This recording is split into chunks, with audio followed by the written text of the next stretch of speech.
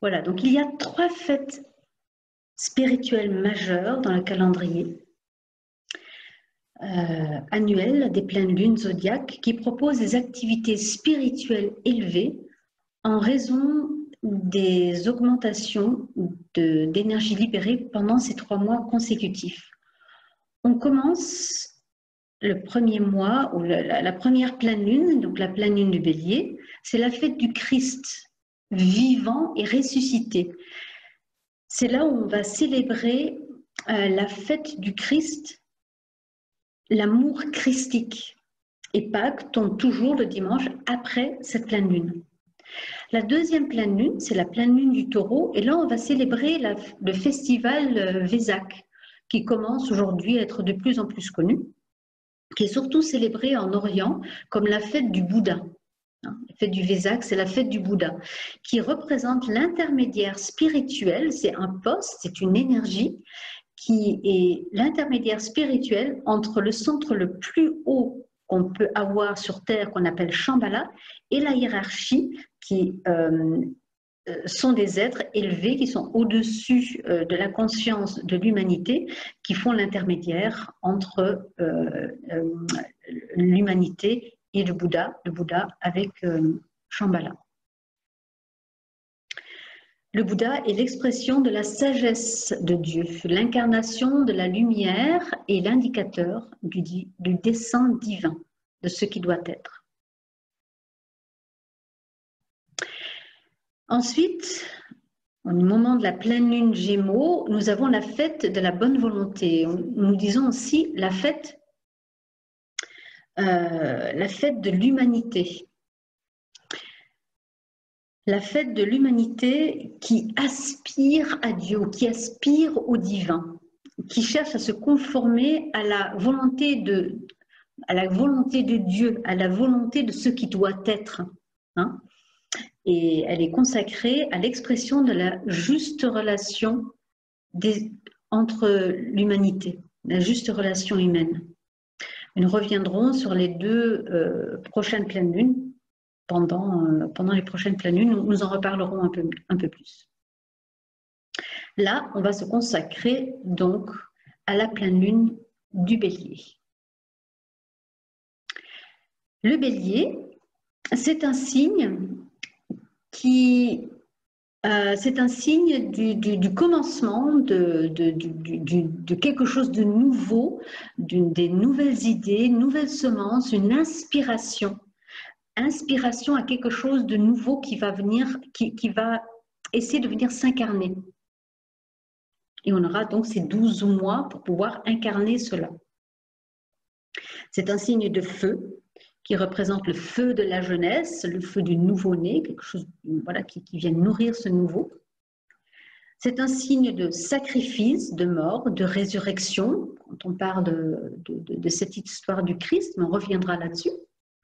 Et c'est aussi un signe qui vient stimuler particulièrement et utiliser l'énergie du mental. On reviendra là-dessus également. La fête de Pâques est donc célébrée le dimanche à chaque fois après la pleine lune, donc ça sera dimanche prochain. Et c'est pour ça que la date change aussi chaque année, parce que la date de la pleine lune change tous les ans. La fête de Pâques est une journée de réjouissance pour les chrétiens, car elle commémore la résurrection du Christ. Mais le mot Pâques vient du mot Pessah. Pessah, qui est le mot qui désigne Pâques pour les Juifs, et elle commémore la libération des Israélites de l'esclavage en Égypte ancienne, le passage à la mer Morte avec Moïse. Pessah signifie passer par-dessus. Et ce qui est intéressant, c'est que les 2 histoires ont la même symbolique, qui veut dire le passage d'un monde d'illusions, de mirages, d'enfermement, de prison, de souffrance, vers un monde de la connaissance et de la sagesse de l'âme, vers la libération de soi. La symbolique de la crucifixion et le sacrifice suivi par la résurrection du Christ nous montre les étapes vers cet éveil, vers cette libération, vers cette sortie de prison. La crucifixion, c'est sortir du brouillard, du monde des illusions, des mirages, du monde de souffrance. C'est la mort de l'ego, c'est la mort de tout ce qui a à voir avec le petit moi. Le sacrifice qui vient après la mort de l'ego, qui permet du coup d'offrir tout ce qu'on est et de se rendre sacré en s'offrant au divin, en s'offrant à l'âme, en tant qu'outil, en tant que disciple. Et la résurrection après, où une fois que la mort de l'ego, du petit moi, cette offrande, il y a l'amour christique ou cet amour divin et la conscience christique ou la conscience fraternelle qui vont advenir. Donc on voit que ces 3 pas sont vraiment des pas qui sont des étapes qui nous sont données par cette histoire du Christ au moment de Pâques, au moment du début, au moment du commencement, comme si c'était pour nous dire, voilà, vous commencez un chemin, voilà ce qui va se passer, vous allez faire ça, vous allez petit à petit sortir de ce monde de souffrance, petit à petit, avec la mort de l'ego, vous allez petit à petit vous donner au plus grand soi, et là, vous allez devenir ce que je suis. Et c'est vrai que dans l'Évangile, il est écrit, alors peu importe si on croit en Jésus ou pas, mais cette histoire est vraiment symbolique. Et là, Thomas lui demande au Seigneur, Seigneur, donc à Jésus, nous ne savons pas où tu vas, comment pouvons-nous en savoir le chemin? Et là, Jésus lui répond, je suis le chemin, la vérité et la vie. Nul vient au Père que par moi. Alors naturellement, ça ne veut pas dire qu'il faut traverser quelque part ou je ne sais pas quoi, ou aller frapper à sa porte pour pouvoir entrer dans le divin et arriver nous aussi à la maison du Père, comme on dit. Mais c'est parce qu'il nous a montré toute sa vie et comme le chemin pour nous montrer comment y aller nous aussi. Et il le dit à plusieurs reprises que lui, ce que lui a fait, nous on peut le faire aussi, on est comme lui. Pour refaire écho aussi avec Pessah, la Pâque des Juifs, qui eux commencent le jour après Pâques et pendant 7 jours, et ils célèbrent ça pendant 7 jours. Et là, Jean écrit, car la loi a été donnée par Moïse, qui a donc qui a libéré ces Israélites de l'Égypte ancienne, de l'esclavage. Donc la loi a été donnée par Moïse, par Dieu qui lui a donné les lois lors de ce périple, et la grâce et la vérité sont venues par Jésus-Christ. Donc on voit que les deux histoires ont à voir l'un avec l'autre. Chaque année, les énergies béliers nous proposent de nouvelles semences, de nouvelles idées, de nouveaux débuts sur lesquels réfléchir et méditer afin de les nourrir pour les manifester. Et comme je vous ai dit, on a 1 an pour pouvoir faire cela. Et c'est vrai que ces 2 derniers siècles, l'humanité a activement recherché la vérité mentale, nourrie par cette phrase-clé ou le mot-clé, que la forme soit à nouveau cherchée. Donc c'était vraiment comprendre la forme, la vérité de la forme, la science, etc., la physique a vraiment été là-dedans. Donc le résultat est qu'aujourd'hui, l'humanité est surtout dominée par le mental concret, celui du savoir et de la connaissance concrète. On a créé plein de choses aussi très matérialistes, très dans la forme. Tout le savoir qu'on a pu créer, on l'a matérialisé. Les événements globaux ce signe de nouvelles semences, d'aspiration, de ce feu de jeunesse, de nouveau-né, nous propose d'unifier le mental de la connaissance avec le cœur, le vécu. Ainsi, la connaissance sera vécue et la sagesse adviendra.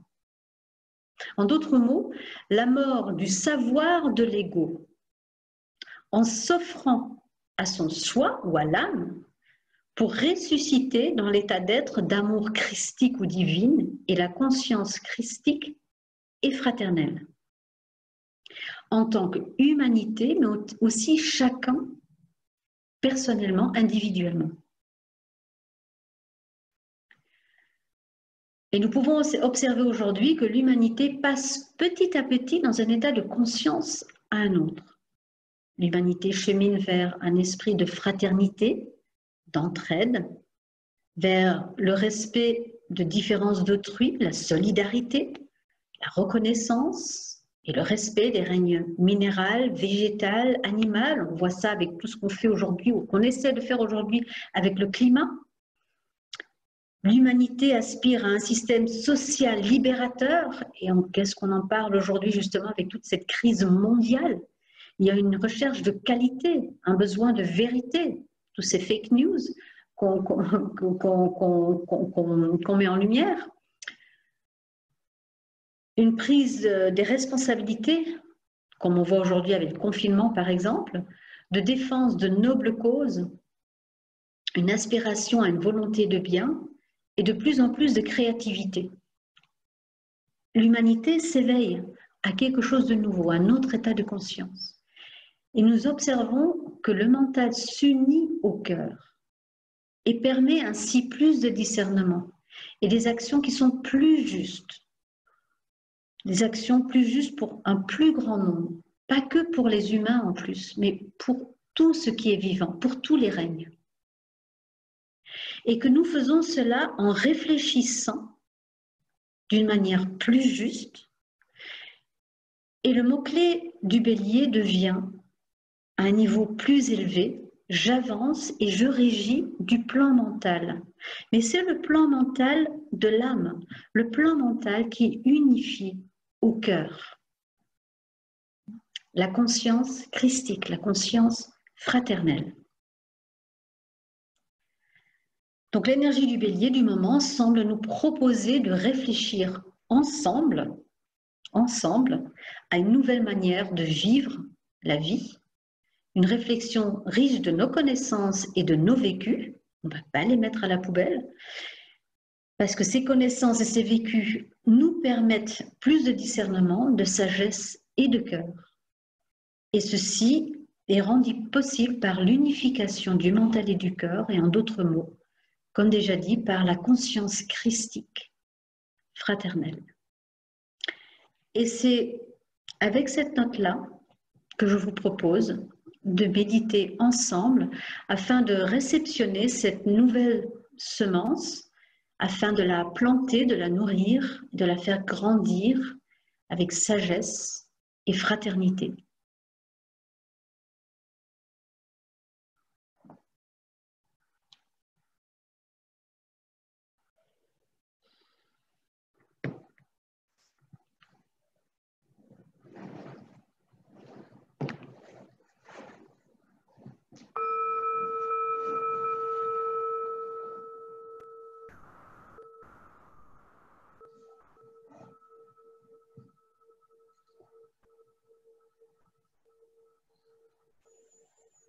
Commencez par observer votre respiration.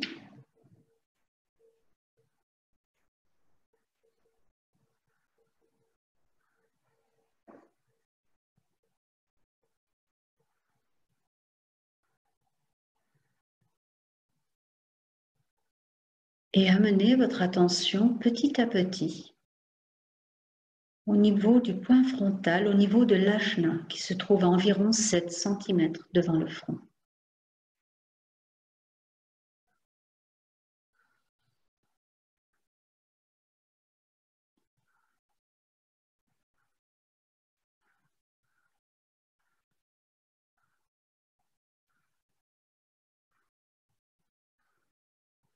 Une fois que toute l'attention est à ce niveau-là,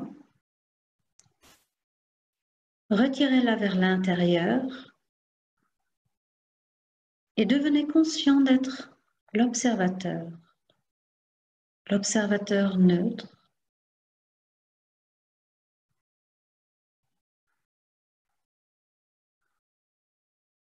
Cet observateur neutre va observer, prendre conscience de l'énergie physique dans laquelle il habite.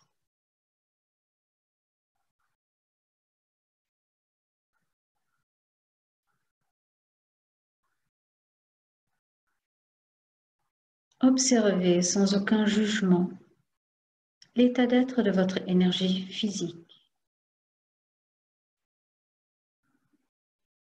Vous prenez simplement note de ce qui est.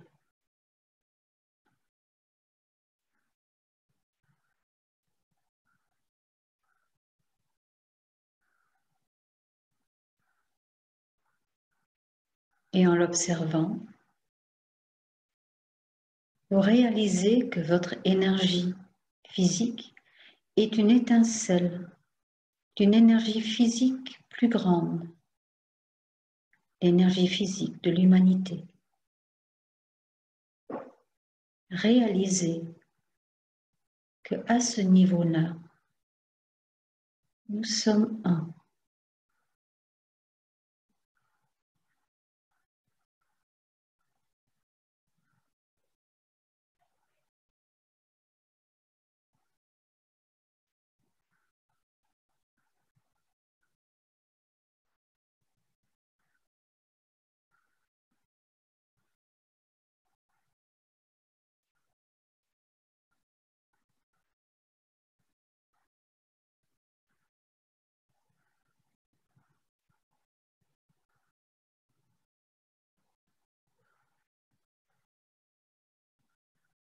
Observez maintenant, en tant qu'observateur, l'énergie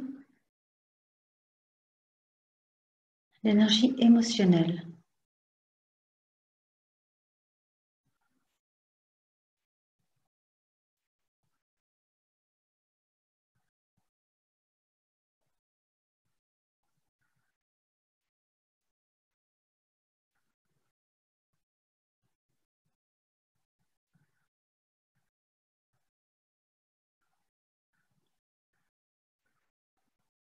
Observez les émotions sans aucun jugement. Peu importe si elles sont connotées positives ou négatives. Prenez simplement note de ce qui est.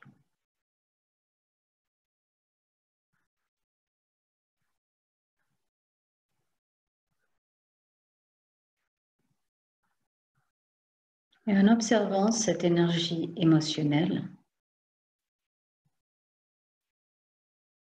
réalisez que c'est une étincelle dans une énergie émotionnelle plus large, l'énergie émotionnelle de l'humanité.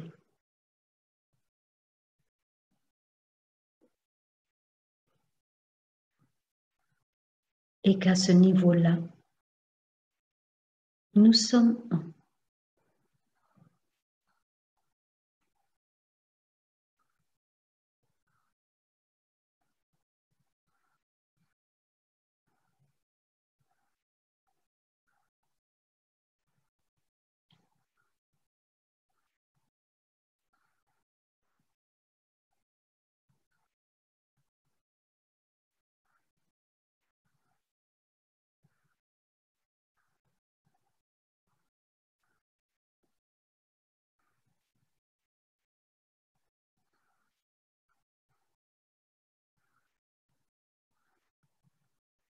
Placez votre regard neutre maintenant au niveau de votre mental, l'activité du mental concret. Et observez cette énergie produire des pensées, des images.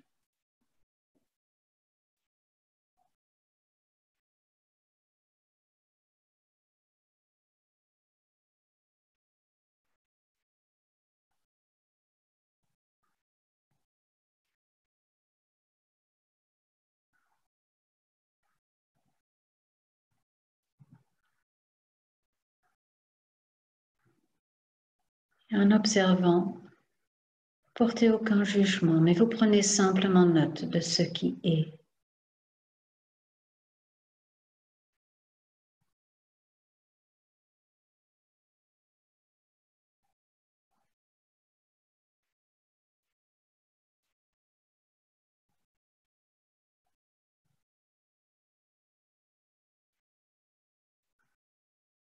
En observant cette énergie mentale, vous réalisez qu'elle est une étincelle dans une énergie mentale plus vaste.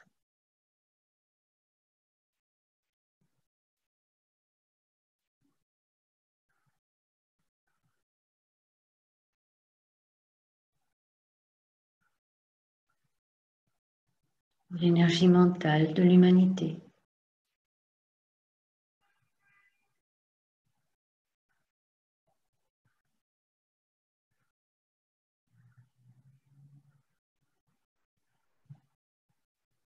Et qu'à ce niveau-là, nous sommes un.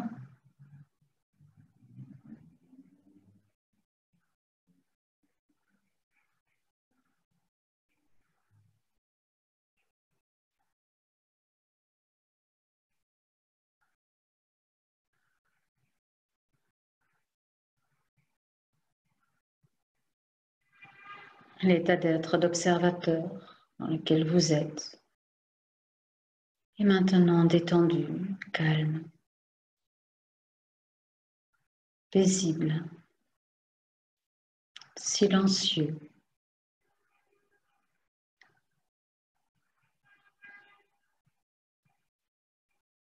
Avec une vision éclairée, sans jugement.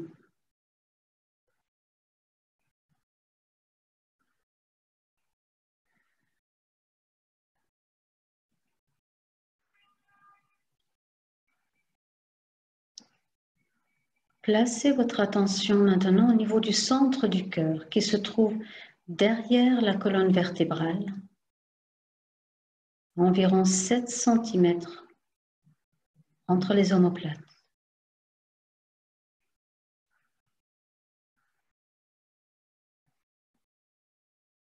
Visualisez ce centre du cœur comme une lumière bleuâtre et placez-y toute votre concentration. Devenez cette lumière bleuâtre.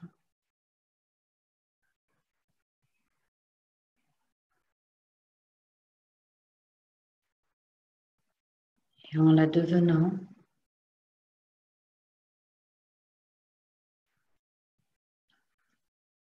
réalisez que c'est l'énergie de la vie,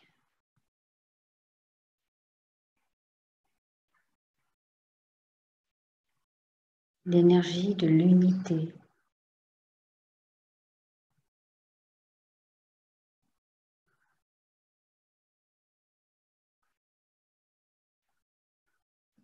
Et en étant cette lumière au centre du cœur, vous réalisez que c'est une étincelle d'une lumière plus grande, au centre du cœur de l'humanité. Et qu'à ce niveau-là, nous sommes un.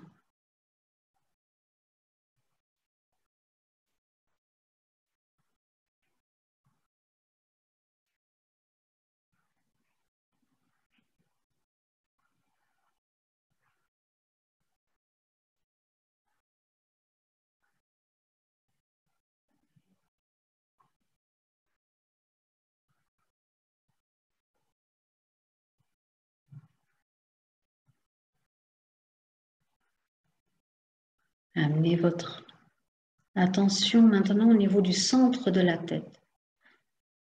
La lumière blanche de la conscience que l'âme a déjà pu intégrer en vous.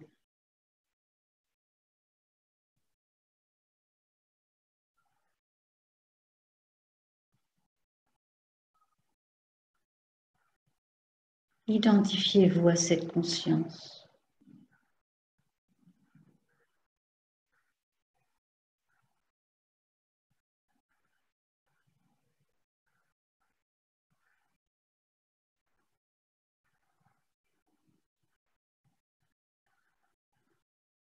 Et de cette conscience-là, pour remonter vers la lumière que vous pouvez visualiser au-dessus de vous, l'âme, une lumière étincelante.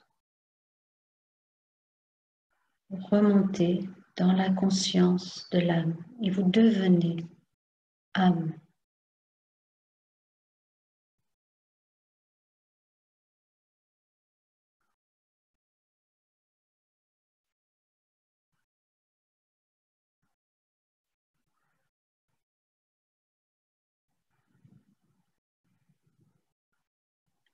Et en tant qu'âme, vous observez d'autres âmes qui en ce moment méditent, se rassemblent, prient, afin de réceptionner ces nouvelles énergies béliers. Et nous fusionnons ensemble en une seule lumière.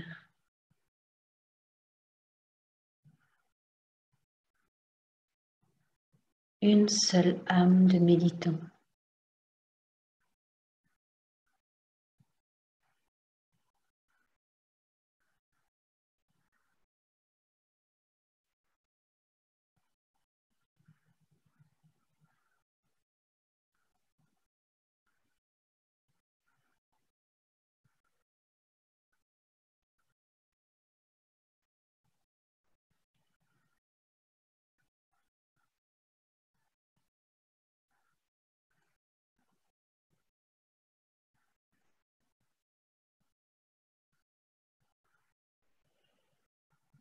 Et en tant qu'âme de méditant,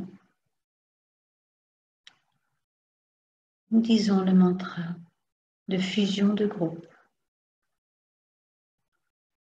Je suis un avec mes frères et sœurs de groupe, et tout ce que j'ai leur appartient.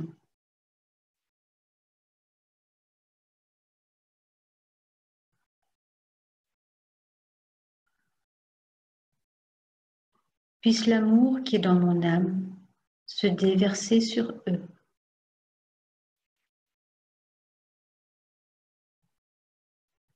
Puisse la force qui est en moi les élever et les aider.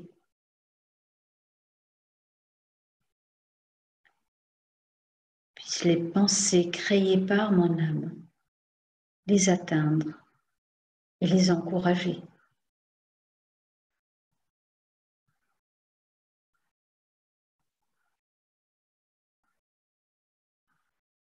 Et aidés par le home intérieur, unis, nous remontons vers l'énergie, la conscience de la hiérarchie et nous fusionnons avec, nous nous offrons à eux.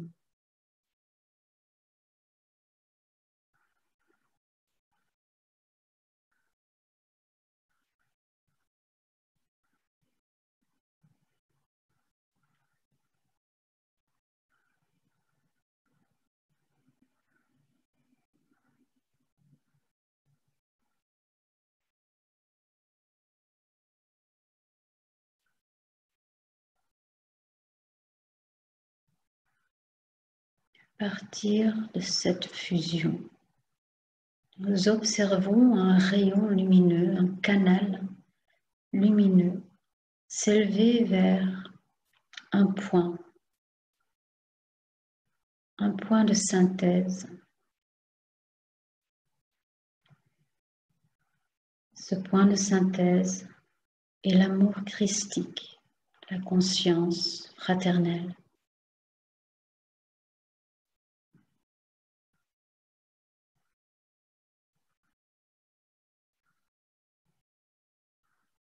Nous sommes reliés tant que groupe, à travers les hiérarchies, à ce point de conscience christique.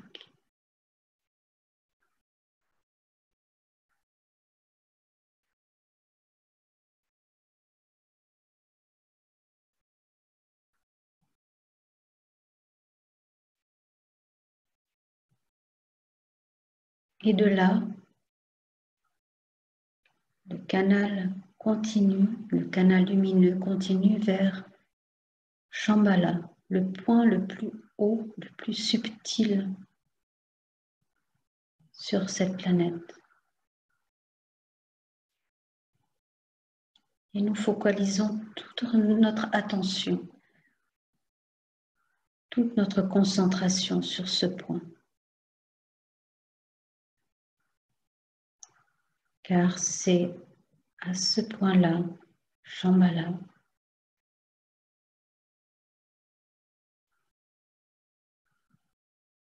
que les énergies de la constellation du Bélier sont réceptionnées.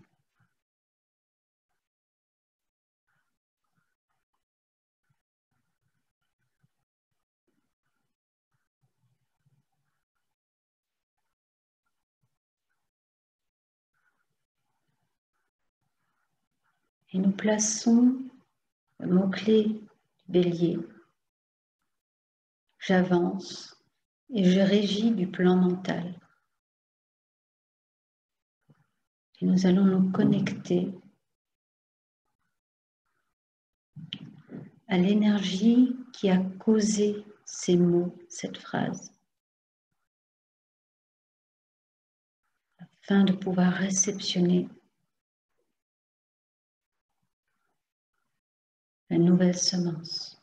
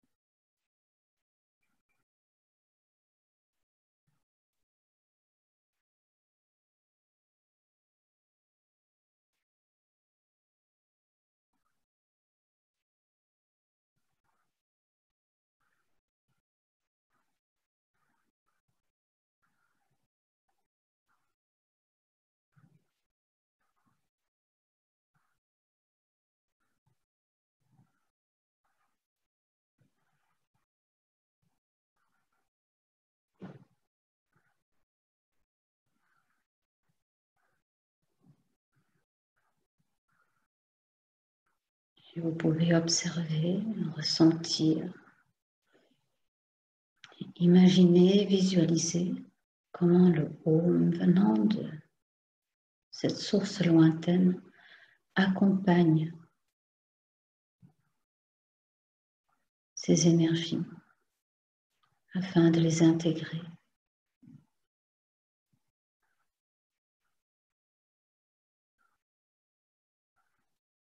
À travers le point le plus haut, Shambhala,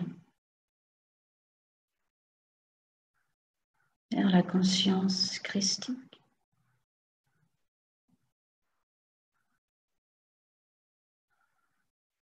vers la hiérarchie, et à travers elle, vers le groupe de méditants.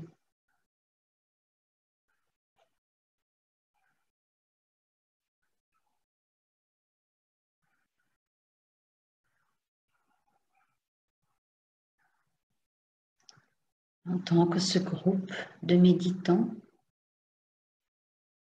nous énonçons l'affirmation de l'amour. Au centre de tout amour, je demeure. Depuis ce centre, moi, l'âme, je me tourne vers l'extérieur.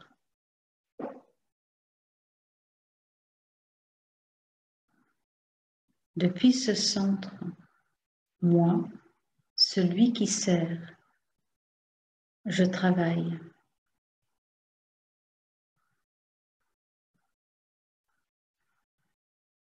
Puisse l'amour du soi divin se répandre en mon cœur, à travers mon groupe et dans le monde entier. Et cette affirmation est accompagnée par un Om silencieux. Et vous pouvez observer, visualiser, ressentir, faire comme si l'énergie qui est distribuée par la constellation du Bélier se distribue à travers nous, vers toute l'humanité, vers toute la vie sur Terre, amenant une nouvelle semence.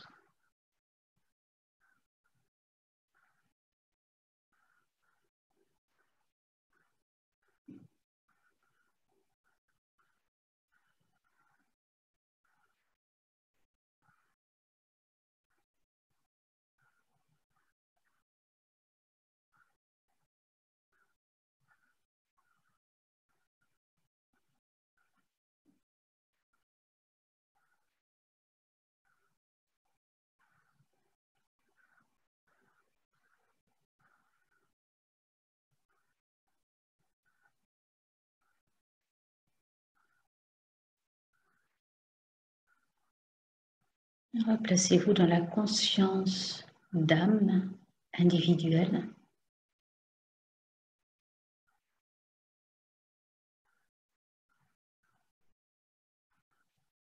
Et en tant que cette conscience d'âme individuelle, nous allons énoncer ensemble la grande invocation suivie de 3 ohms du point de lumière dans la pensée de Dieu. Que la lumière afflue dans la pensée des hommes. Que la lumière descende sur la terre.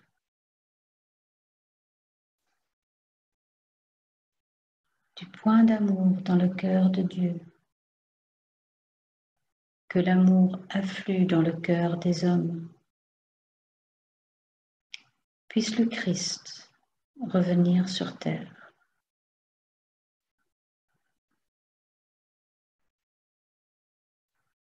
Du centre, où la volonté de Dieu est connue.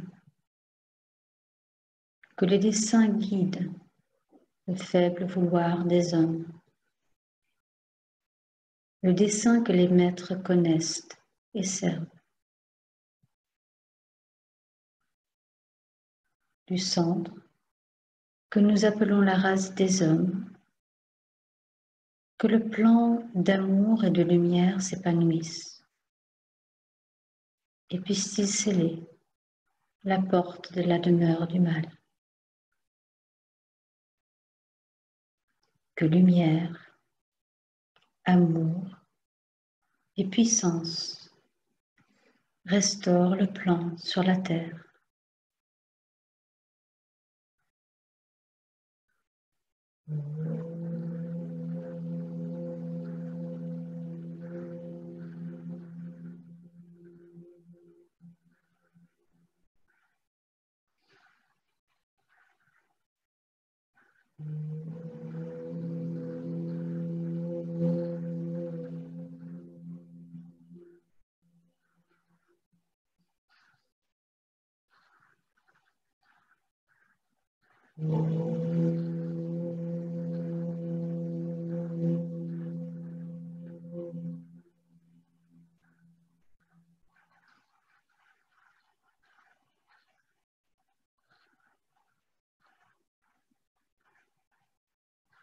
Redevenez conscient de votre état d'être quotidien.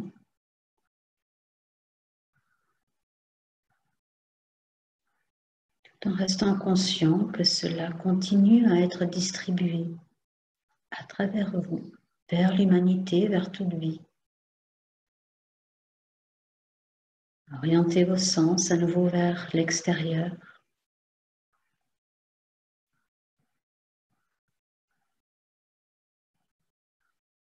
Prenez une respiration profonde et reprenez conscience d'être ici dans cette pièce. Et quand vous êtes prêt, ouvrez les yeux.